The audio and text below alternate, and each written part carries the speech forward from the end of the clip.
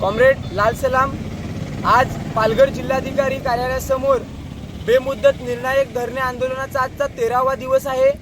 या 13व्या दिवसामध्ये सतत 8 वेळा जिल्हाधिकारी, अपर जिल्हाधिकाऱ्यांसोबत आणि बाकीच्या डिपार्टमेंटच्या अधिकाऱ्यांसोबत बैठक झाली।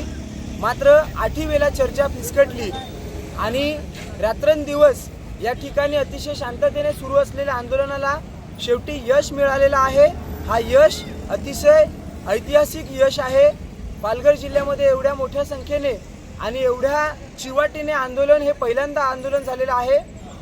ह्याच्यामध्ये मुख्य आरोपी कुंदन संख्येला सध्याच्या घडीला अटक होऊन 3 दिवसाची पोलीस कस्टडी सुनावण्यात आलेली आहे आणि बाकीच्या ज्या काही मागण्या आहेत त्या मागण्या घेऊन येत्या बुधवारी जिल्हाधिकारी कार्यालयावर प्रचंड आक्रोश मोर्चा आणि रास्ता रोकोची आपण हाक दिली होती। त्या संदर्भात आज अपर जिल्हाधिकाऱ्यांनी आपल्या पक्षाला बोलावून आणि त्यांनी लेखी आश्वासन दिलेलं आहे। त्यामुळे बुधवारी शिष्टमंडळ बोलावलं आहे त्यांनी चर्चेला।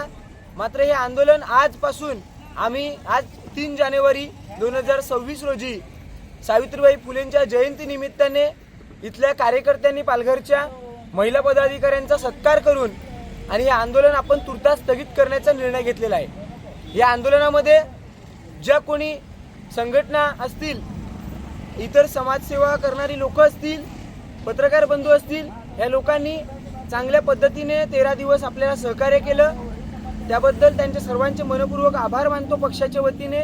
काही हितचिंतक लोकांनी आपल्या लोकांना जेवणाची व्यवस्था करून दिली, थोडीफार जे काय सहकार्य केलं त्याबद्दल त्यांचे सुद्धा आभार मानतो आणि हे आंदोलन बुधवारी पुन्हा एक मोठ्या संख्येने आंदोलन होणार आहे असे तुम्हाला आवाहन करतो। इथेच थांबतो। मी पार्वती पाडेकर, लालबावटीची कार्यकर्ता।